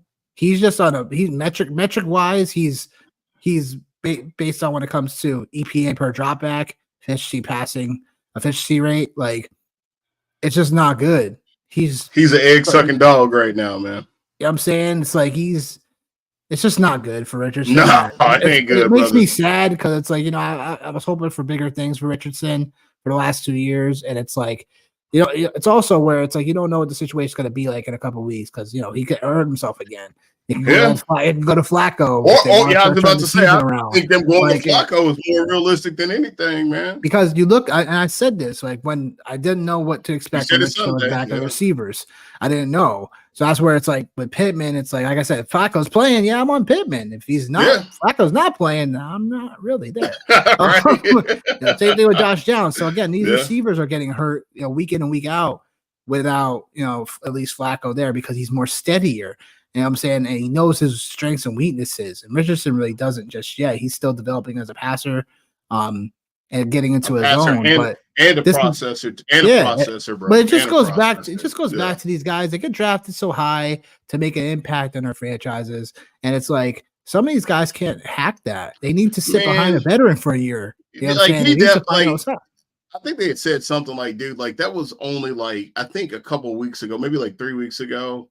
I think they only said that was like the 15th game he had started. Between like college and the pros. And like, here's the thing. It was like, like, again, like, I'll wear loud and proud. Like when he was in college, man, like God, I didn't, and I said this to a guy down at the Scott Fish Bowl 2 years ago. I said, man, like, like he was never a guy that I looked at like being a Tennessee fan and being like, shit, my team's got to play against him. So, like, when they started to, like, project him to be, like, a first round, a top 10, top 5 overall pick, I was like, damn, like, they're going off of upside. And I didn't buy into it last year. And then seeing what he did, like, over the first couple of games, I was like, okay, like, maybe it's a thing, man. Like, right, maybe it's a thing. And he's my Scott Fish Bowl. He's my Scott Fish Bowl quarterback, and I got one effing win. He's my Warrior Bowl quarterback, and, like, I'm doing okay. But, like, dude, like, that guy is a disaster, bro. He's a disaster right now. Yeah. I get it. Laporta is on this list because I don't know what Detroit's doing. And the only reason why I'm saying sell is because you could probably, convince the person trying to acquire Laporta, say, hey, Jameson Williams is going to be out for 2 games. Detroit's still a potent offense. They're going to get Laporta the ball for 2 weeks. But it's still a situation where it's like you spent so much draft capital on now. It's just you got to find out what you just can get in general for him. So it's definitely concerning. Dobbins made the list because, again, we don't want to predict injuries because we can't do those. But it's like I think if you look to try to get something for Dobbins at this moment in time, like it's possible because people can still view Dobbins as a guy that can still be used as a nice RB2 every week. Same thing with Hunt until Pacheco gets back, but it's more about like Hunt's definitely on borrowed time. Not to say Pacheco's gonna like outwork Hunt because he's looked pretty good, but it's more in regards to you got him off the waiver wire, get something for him. And then Josh Jacobs is the last guy because he's in between a buy low, sell high because people are gonna look at the name and Jacobs and look at like all right, we could get something. I can get something for Jacobs if I have him. But I can also buy low on Josh Jacobs as well. So he's kind of he's one of those players that makes the middle here in terms of some of these names. But anything else you want to say about these sells? I mean, Javonte Williams makes this list technically as well, but who? Javonte Williams. Yeah, I mean, I think they got I mean, they got a pretty nice matchup this week. So he could end up being on this list again. And then Laporta, you nailed it, man. 2 weeks. Josh Jacobs, I find really intriguing, man, just because I think there is going to be a point in time in the year where they're going to have to start leaning on him because I do think teams are they're going to have to play Green Bay different. And when they do, I think like Josh Jacobs, if you make the right acquisition or you pick him up at the right time, man, or even if you're holding on to him and you're contending, I think he could potentially be a league winner because we all know how the weather gets in Lambeau towards the end of the year. But agreed. TH has got a question for us. So he says, hold up. Come on. Apparently I'm running a little slow over here. Come on, little engine that could. Come on. You in the big city, you should have that Yeah, I know, right? I'm just saying. It's a struggle bus over here. Mixon or Kenneth Walker, half PPR rest this season. Yeah. I love Kenneth Walker, bro. Yeah. Love him. Yeah, it's close though, but it's more It about is. It is. It is. and you know It is. Houston's gonna constantly run the ball. Bobby Slowick, offense coordinator for Houston, constantly is gonna run Mixon on first down. Like Yeah. they've been doing that like pretty much ever since he not only been back, but also in terms of just in terms of just like how they're set up. Stroud and these guys, like Stroud was terrible this past week. Yo, but you know what happened? Exactly what I said on Sunday. Like, if I'm Green Bay, I'm bringing the blitz. Yeah. Like, He's statue quarterback. Yeah, I'm bringing the blitz, man. Statue quarterback.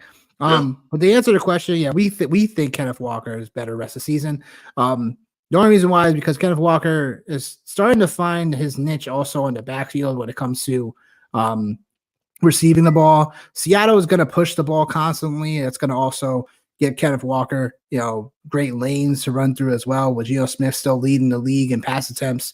Like, I know Metcalf is probably not going to play this week, but I don't expect him to be out too much longer than that.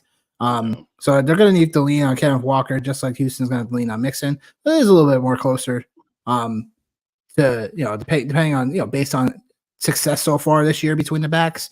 But I would say Kenneth Walker is better rest of the season. We say Kenneth Walker is better rest of season. So waiver wire week 8. We got top waivers to go over. QB selection, some of this. So give it context. This time of the year is overall just waiver wires are starting to dry up here a little bit here and there. So this is where you just got to double check what's available in your specific league when it comes to players. So QB waiver wires this week: Winston, May, Russ Wilson, and then checking for Tua because he was either most likely dropped if you have an IR spot. And then for deep leagues, Mariota, that will beat deep leagues in Superflex, Mariota, Minshew, because Mariota looks like he's going to play this week because of, Jaden Daniels being out for a couple of weeks. Week to week. So yeah, with the ribs, with the rib injury, which sucks. Really unfortunate. But these are what the names are here. Like I said, double check your overall waivers to find out what's available. What are you curious? I mean, I'm sure you're curious about Russell Wilson being on here. Of course. Yeah. Obviously. But Mariota, like I know for deep league specials and stuff like that, and then Minshew got his job back. Yeah, right, dude. I know. I'm watching that Cookout League. Oh my god, man. Mariota's back. I think probably outside of Russ being really interesting, right? Like I think obviously we know what Tua brings to the table. It's obviously injury pending. But like to me, like the two names at the very beginning, Drake May and Jameis Winston. Like Drake May is just interesting to me because like as the GOAT would say, the Konami cheat code. Like, you know what I mean? Like wait, what was that? Yeah, I said it. What I was that? I said it. You heard me. Who? The GOAT. I didn't stutter. The Konami cheat code. What's his name? Rich Ibar. Rebar. I'm trying. Like, dudes ago, Rich. I'm gonna send this clip. And he's gonna light me up again. He's gonna light me up again. I've been paying attention to him, man. Shout out, man. Yeah, but like Drake May is just interested in me, man, just because of, like I said, man, like what he brings, man, with the mobility side of things. And I think, like you're saying, like he's livening the offense up for sure. And I think, man, we know about Jameis Winston. Like, we know what it is. Like, and I think in my mind, what I think about Jameis Winston is I think it's something very similar to Baker Mayfield, right? He's going to sling it. He's going to throw picks, and he'll tell you, man, like, he don't give a shit. Like, he's going to be out there. He's going to be slinging it. And I think actually there was well, we haven't got to him, and I didn't see him on our list, so I'll make sure to bring him up when we talk about it. But I think Jameis Winston and Drake May are like, you know, definitely 1Bs for me. I think Russ and Tua are 1A when I think about it. And Mariota, like, he's going to be good enough to get you through 1 week if you have Jaden Daniels in a super flex league. and you need another play, like obviously you want to go there, or shit, even if you just need another quarterback, right? Like if you have been, rolling with anybody else, any different, that can help you get through 1 week for sure. But for me, it definitely goes Russ, Tua, May, and Winston. Yeah, it looks decent. It looks decent. I ain't gonna lie. So we'll have to see. I think he probably looked a little bit more better than I would give him credit for. Who? But hey, Drake May. Man, no, bro. Like early on in the season, man. Like I was like when they drafted him, I was like, man, what are they doing? But I ain't gonna lie, like I was like, what are they doing? And like I think like just seeing him, man, and seeing like the Dustin's point, like seeing what he's about. Like I can rock with dude, man. Like I can rock with him for sure. And obviously being up here in New England, a lot of Patriot fans are, I think they're pleasantly surprised with what they've seen from him.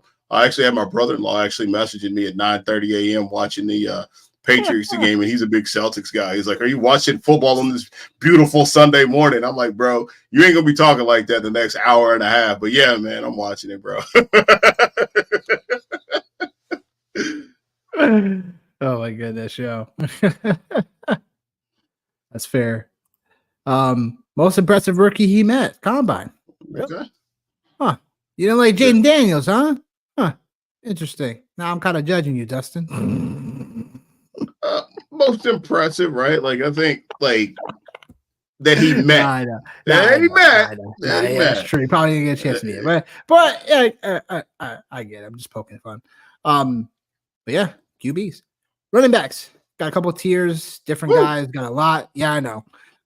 This is the time of the year where you have to pay attention to. Yeah. Again, there's gonna be people that are not paying attention enough in the league. So sometimes some of these tiers are all over the place. Tier 1 is pretty much consumed of guys at the moment who, again, pretty much one injury away from really being the guy, unless it's Tyrone Tracy or / Ray Davis and Algier and stuff like that. Like those three guys alone would have standalone value. I think in general, if you were in a pinch, you may need to start one of those guys this week. But there's no bye week, but it's still those guys. I think in tier 1.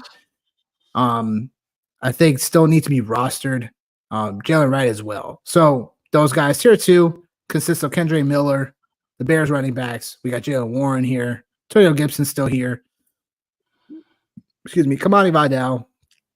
Madison, who probably is in tier 1 technically. He's technically RB1 of the Raiders at the moment. Trey Benson, Sean Tucker. And then Corum got moved from tier 3 to tier 2 because, again, you never know what the Rams are hearing all these rumblings with rumors about them trading Cup, trading Stafford, and who knows? They might try to trade away Kyron too. You just never know. But obviously the impressive rookies there at tier 2, and then tier 3, Dearness Johnson, Antonio, Damian Pierce to the Texans, your favorite, and Marshawn Lloyd, who should be coming back from injury soon. Any thoughts on all these guys? Are you prioritize any of these guys this upcoming week? Well, Jalen Warren, obviously being a Steeler fan, I got him in a couple of leagues where like I'm not over Steeler heavy. I picked him up about 2 weeks ago. You're spot on with Alexander Madison. I think it's time that like we actually put a little bit more respect behind his name if he is available. I would highly recommend that you definitely do go get him. Ray Davis and Tracy, yeah. Dearness Johnson is really the more interesting one here on the list for me, for sure. He's the more interesting one, I think, like out of all the players that are left. And I think Sean Tucker could be interesting depending on what happens with the Tampa Bay Buccaneers here over the next handful of weeks. I think it was reported today that Mike Williams isn't expected to be back until week 11. That's a long stretch. Yep. Yeah, that's a long stretch. And one would expect the Atlanta Falcons to run away with the division. One would expect, but bro. Said this last year. Yeah. And the only reason why I'm saying that, Dustin, right now is because if Tampa Bay gets into if they get into a situation, bro, if they get into a situation where they're not playing for anything, then week 14 by Mageddon, who knows, man? It's So possible. It's just yeah, a lot of talk about the Bucks splitting the backfield and stuff like yeah, that. And it's like yeah, you don't yeah. like hearing that type of stuff, like No, hot hand stuff week to no, week. That's like the worst thing of fantasy no. football when it Well, comes to we've been running talking backs. about it all. We've been talking about But it all show about being ahead, man. Like at but this point, if he's still out there, you didn't spend up for him, so like you right, should be able to get him for. You should be able to right. get him for You nothing. should There's just at nothing least wrong pick with them up. roster. There's Yeah, nothing there's wrong nothing with wrong with rostering. rostering running backs at this point. Yeah, there isn't because again, like I said, funny things just happen. But this is the time of year you just gotta get waiver wire gets real dry in certain leagues, and just gotta see what you can overall grab. I mean, honestly, like Marshawn Lloyd is just an interesting case because the Emmanuel Wilson and Jacobs there already, but I think there was a lot of talk about the Packers liking Lloyd early on in the year, so that's where for anything We'll that's like see. the cheaper guy I'd like to acquire because no one's talking about him like that to at least bench. So we'll just find out. Yeah. But I think in terms of running backs, like we're pretty much straight here. It's just again, you just gotta be like we said, gotta be forward thinking about if something were to happen, like you want someone else's handcuff, what I'm saying, if you can't get your own. So that is what it is. Receivers for tier 1, 2, and 3. You got there's a lot to go over. Yeah. a lot of things change over the last 48 hours. Yeah. But Juwan Jennings back to being pretty much priority number 1, basically coming out. I know he had an injury he was dealing with as well. Yep. So that's something where we gotta monitor. What was he dealing with? Looks hip. like he was a hip injury. Yeah, but hip. Yeah. Wait! Before you go any farther, shout out UT. Oh God. Anyhow, Jalen McMillan. Yeah. Should be a very hot commodity off the waiver wires this week because if you were like me, stash him in a couple of leagues. You honestly, you should have stashed him when you heard about the Mike Evans news of the hamstring. Because there was a chance that that doesn't always happen, but there's always a chance of re-aggravation and stuff like that. Your final chance was at least pick him up for the Monday game. So so it's again you've had some chances to see if you get McMillan, if he's on your waiver wire. What I'm saying, that's something else to say. Going along with the rest of you got Cedric Tillman, who shout out UT baby. Okay. And he was honestly back when a couple of years ago when Jalen Hyatt was playing with these guys, and I'd like to hear your opinion on this, where Cedric Tillman looked like the better receiver until he got hurt week 3 last season, man, before Jalen Hyatt took the hell off. Well, because actually that's what it was like he was actually like projected to go like higher, and then he did get injured. And then actually I had a buddy that he was on a cruise, and he had messaged me. He's like, hey man, he's like, who do you think is going to go higher, Cedric Tillman or Jalen Hyatt?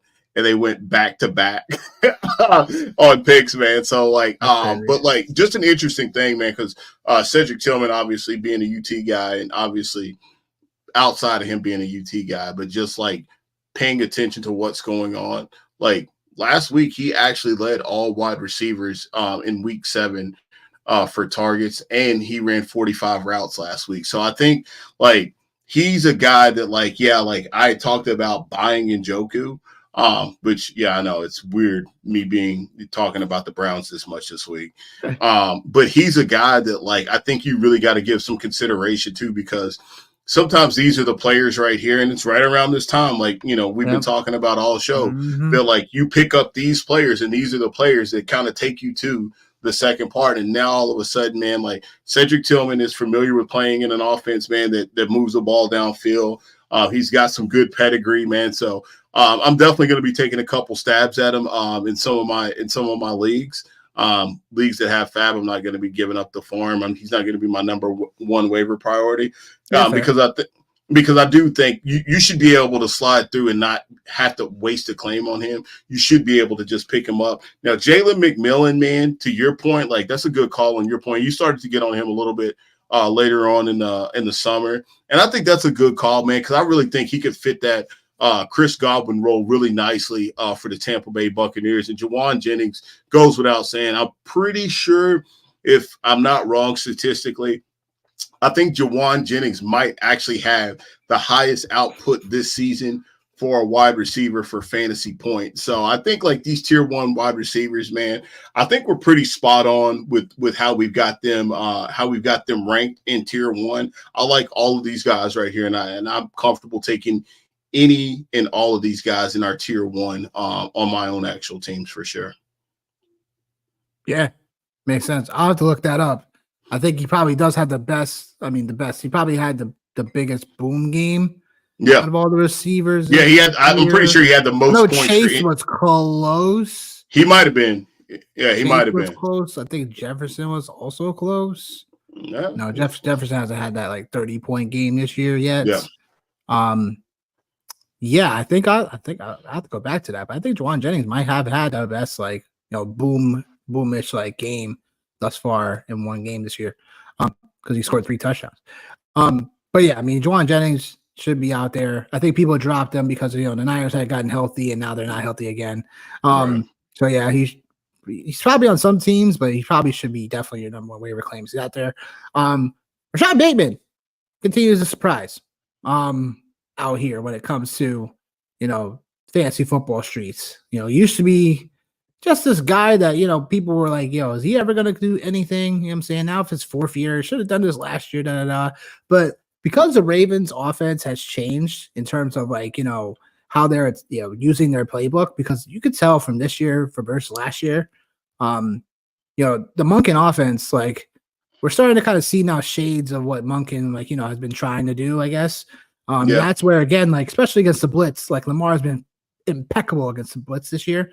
And that's where the Bucks tried to do this, So instead of them just kind of just floundering to the blitzes and stuff like that and playing keep away or whatever, we're trying to run their own game plan. It's they're gonna they're throwing the ball deep to Bateman. They're getting Zay Flowers on end arounds and stuff like that. So Bateman, he had his best year, best game of his season so far. He was wide receiver 3 overall.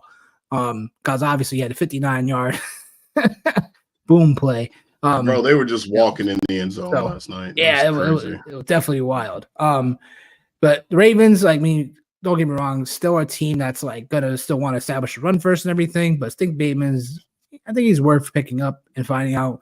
The Ravens are gonna continue doing what they've been doing. David Leggett on this list.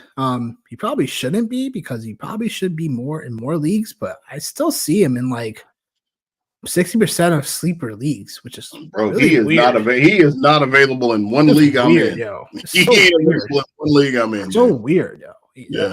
I don't get it. He's available in 58% of sleeper leagues, but it's still a lot. Yeah. It's still a lot. I'm that's he'll probably move up to maybe 65 after that performance from Carolina this Sunday. So yeah, I don't know. I mean, it's just we don't know what Carolina is going to want to do. They always do some weird stuff every time, so it's understandable. But Wicks is another guy that should be honed. He's definitely higher up. He's definitely so he's 64% available in sleeper leagues. So yeah, that's a good call there. I mean, Green Bay is going to constantly change up their receivers every week, but I think it's a good time to stash Wicks because we saw that rapport earlier on, especially in the preseason. So with Love, so it's something we'll definitely keep in mind. And bye weeks, bro. Yeah, definitely coming up. Tolbert on this list probably should be more available. I know some people probably dropped them because of bye weeks and stuff like that. So just double check your waiver wires. I see him still available in 67% of sleeper leagues. Pearsall and Cowing is, if you miss out on Jennings or if he's already owned your leagues, either one of these guys I would pick up and stash because we don't know how the Niners are going to shake out their receiver core now outside of, especially if Debo doesn't play. Pick up one of these guys and finding out what's going on. And then tier 3 is interesting. Because Khalif Raymond is going to step up a little bit more into the Jameson Williams role. Didn't add him, but Tim Patrick's interesting here as well. I was about to say. Tim Patrick's interesting here as well. Troy Franklin and then Sterling Shepard because there's a report of Baker Mayfield, so he could slot into that. Dustin's talking about Mason Tipton. I'm not there yet with Mason Tipton because this is still a Saints offense that just looks weird. Like if you want volume, I think Cedric Wilson's the guy in that offense because there's a bunch of no names now with the Saints. You know what I'm saying? So I mean, take your pick, I guess, but I don't mind the mention of Mason Tipton. It's not someone I'm actively going out to try to put a waiver claim on or any fab on this week right now. Thoughts, Johnny? No, Tim Patrick, man, like that's the one I definitely like in tier 3, man. I think you can kind of see some things kind of shaking with Detroit, and it's only going to be for 2 weeks. Like that's what it's going to be. Yep. Rashad Bateman is somebody that I think we do have to give some consideration to because I think as the season continues to progress, you're gonna have to pick your poison with the Baltimore Ravens, man. And I think like you kind of seen it last night a little bit. You seen it a little bit last night with shut up, fool. Shut up. Rough. It's rough, yo. It's rough. You seen it last night. It sucks. This is what the league has allowed to happen. This is what happens when Derrick Henry hit the free agency market, goes and teams up with a guy like Lamar Jackson. Now it's Jerry Jones. Thanks, Jerry Jones. You know, now do I have to freaking cover the edge rushes when Lamar comes out, or am I gonna get beat up on the inside with Derrick Henry, or is Lamar Jackson gonna do a play action pass? Hey man, listen, over the freaking middle. Hey man, you crazy. You know what I mean? Hey, you know what I mean? Like doing too much, man. Doing too much. I'm just saying, it looked crazy out there last night. No. I mean, it's a tough offense to stop, right? And I think like we all knew that was going to be a thing, but like just kind of side note, random now, like right? Well, not random, but just like crazy that like you take Saquon Barkley off the New York Giants, who were like you had to at least like kind of respect them, and then you take Derrick Henry off the Tennessee Titans, which you kind of had to respect them. You remove them from those situations, and it's like, damn, they stink, man. Like, damn, they stink. Like, you know, the best, like, you know what I mean? But yeah, like I think, like I said, Tim Patrick, I think is the best call here for me, man. When we get outside it, and Rashad Bateman once we get outside of the tier 1 wide receivers. Yeah. Tight ends are a very interesting week as well, where depending on your league availability, there's some guys here that just deserve rostering at the moment in time. Otten is probably leading the list because he's not only been a tight end that, you know, now is going to probably get some more, you know, waiver claims and stuff like that because of what happened to Godwin and Evans, but also Otten has been, you know, one of the higher end tight ends for route participation amongst tight ends. So it makes sense for Otten here. Hunter Henry showed his face again, who I just have I don't like Hunter Henry. He's just so Jekyll and Hyde. You know what I'm saying? It's like with Drake May now a quarterback, though, finally got him a good game, but he's so Jekyll and Hyde. Just like some of these other tight ends here too. Isaiah Likely, he might have been dropped in your leagues. Jonathan Smith, I mean, remains to be seen. It remains to be. What's that? I said he had a big week, man. Who, Likely? No, Jonathan Smith. Oh yeah, he had a big week because it seemed like all Miami did in a bye week was scheme Jonathan Smith. Like, hello, what about Tyreek Hill? Hello, what about Jalen Waddle? What about Deron Achan? Like, Jesus, like terrible. But in terms of Likely, he's probably still out there in some leagues because people probably saw the Andrews and like, but he makes the list, but that's only probably more for shower leagues because Likely's still pretty much probably one of those players that are still on people's rosters. Yeah. But Jonathan Smith definitely out there. Hunter Henry, tier 2. Will Disley, like what the heck happened in that Charger Cardinal game? I was like, yo, what is going on? Like Herbert like threw for over 340 passing yards at least. Like Will Disley had 11 targets, yo. 8 catches, 81 yards, yo. Like what? It was his turn in tight end roulette, man. It was his turn. It was his turn. I was like, look, Will Disley was always, you know, because Seattle always use like with him and Fant and freaking Parkinson, stuff like that. Like, excuse me, like they were always a weird tandem in Seattle. So yeah, Will Disley, forgot about him, honestly. For the Chargers, like just forgot about him. Stupid, man. I just forgot about it. But I think it deserves to be warranted. If you're having tight end troubles, like I am in one league where it just seems like whatever tight end I freaking start, it's like doesn't go right. Noah Fant's there as well. Jatavion Sanders. Hopefully people have been listening. I think the parents have been listening to this podcast, bro, because ever since we mentioned him a couple weeks ago, now all of a sudden they want to start throwing him the ball. Like, oh, okay, we got some influence. Love it. Parkinson and Jawan Johnson also here. So it's a lot of tight ends that, hopefully something sticks here for some of the tight end, because we just need some better production out this position in general across fantasy football. At least with Mark Andrews getting back on the, back on the choo-choo train. Hopefully Laporta is as well. Just hopefully we're getting better production out that position in general. Streaming defenses, before we start creeping up out of here, is Detroit Lions versus the Titans.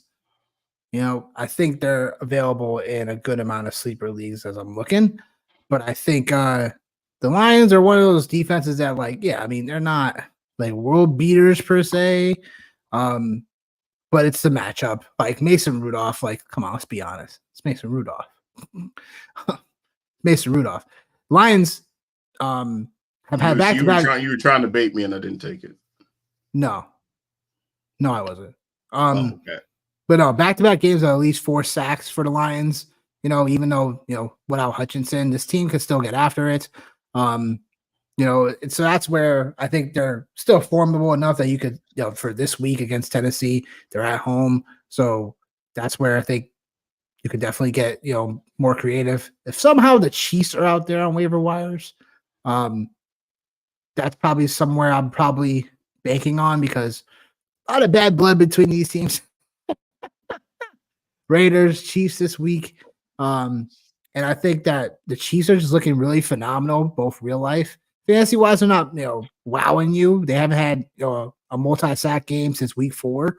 But I think in a situation where I think the Kansas City Chiefs are going to want to stick it to the Raiders for talking all that shit in the offseason. I think they'll be all fired up. I think they'll be fired up. I'm sure you did. Don't sell Mahomes just yet. I think he's going to want to try to put 5 touchdowns against these guys this week. So we'll have to see. But yeah, Chiefs against the Raiders, and then lastly, Chargers for the Saints, because they're still starting Spencer Rattler, who, man, I don't know what Spencer Rattler. He is like, man, I don't know what to think of him just yet. And yeah, Brian Branch for the Lions should have a game against the Titans. It should be definitely interesting, Dustin. But I was gonna say is that the Chargers, after that weird loss, should get a lot better of hopefully a better game here against the Saints. Where again with Spencer Rattler, I have no idea what to really expect from him. Just well, I think to be fair, I think, man, no Olave. So it kind I was about to say, to be fair, that's what it is. No Olave yet. So I think we gotta temper a little bit. I wouldn't say temper, man. I just think I don't think it's gonna get too much better for him. But I think it's kind of unfair to judge this guy, man, when he literally doesn't have his 2 top wide receivers out there, and we're out here with Mason Tipton and some of these other cats that we wouldn't know if we walk past these guys on the street, man. Foster Moreau, and there ain't even no Taysom Hill, man. I'm not a Saints guy, but I just think not either. He's getting thrown into this situation, and there's nothing there, man. No, nope, nothing there. So yeah, nothing there. Nothing there home, but nobody's home. Exactly. Oh my goodness. All right, Johnny, we got into that end of the show. You have any final thoughts? Nah, man. I just think there's definitely a lot of good options out there for you on the waiver wire, especially if you're a Chris Godwin owner, or if you're in a super flex league and you had Deshaun Watson, or some of the other quarterback changes that happened. I think there's definitely some options out there for sure, especially a wide receiver. A lot of options. Maybe you have to, like I said, y'all. I told you all the time about me, man. I like to be cheap. I don't like to use my waiver wire claim. I like to wake up at 3 o'clock in the morning, 4 o'clock in the morning, get my wife annoyed at me and start picking up players. There's some good players out there. And sometimes, man, though, even like Cedric Tillman, I think is absolutely a guy that I feel like that might slide through the cracks for you for sure. So yeah, man, good luck to everybody out there. Appreciate the love, Dustin. Yeah, man, a lot of great options out there. Jatavion Sanders, man, if he's still out there, man, guys putting up tight end one numbers for you in a position that's a wasteland. If Caleb Williams happens to somehow still be available in your league, please go get him because that guy, I think we're entering the season. One QB league for sure. Obviously, he's not available in 2 QB leagues, man. But and I'm gonna make a plug for one more guy before we leave. And that's JSN with no Metcalf potentially for this week. 4th in routes ran over the last 3 weeks. We had kind of drafted JSN to blow up. I think he's going to get his opportunity here. He's in a really good situation this weekend. So we'll see how that shakes out, man. Yeah, we'll definitely see how that shakes out. Because JSN it hasn't been looking pretty. Let's just say that. But yeah, with potentially no Metcalf this week, definitely puts him under a microscope in hopes that he can deliver production, especially this week. So against a game in Buffalo, at home to Buffalo, where he could definitely succeed. Final thoughts for me, I would say literally it's just you got to put feelers out there. You got to get aggressive. You can't just send one trade proposal to one owner and expect something to happen. You got to get, aggressive. You got to be like, hey, you got to have intentions of getting a deal done. Just literally just like sales, in some type of way. Sometimes it's you got to go out there and get a deal done. You need to get something to improve your roster. Go out there and get it. Don't, you never know because the one owner you may not hit up or may not be thinking about trading with all of a sudden is willing to make a deal, willing to send a counter. All of a sudden, it's you got things out there. So I think that's really important to keep in mind for season-long leagues because anything's possible. Anything's where it's all right, this guy might not give up this guy, but then all of a sudden you see him in a trade a couple of days later, and you're like, man, I could have gave him this, could have gave him that. Well, you didn't hit him up Yep. or her up. So it's you gotta dig deep. But this is the time of the year, so feel free to come on to our next show. Because our next show is week 8. We have the picks, the bets, and the props. Looking to improve on the record from last week because we went 5-8 in the prop shop. Not exactly great. Looking to improve that. 42-38 on the year. But in terms of we got your picks, we got your bets, you got your props. Your last minute starts and sits, and any other advice you need before the window closes for the opening of week 8. So that does it for me and Johnny this evening. If you guys haven't been following us on Twitter, please do so. You guys are making a mistake if you're not. That being said, hit us up on the DMs, tag us. We're around. But until the next show, we will see you guys.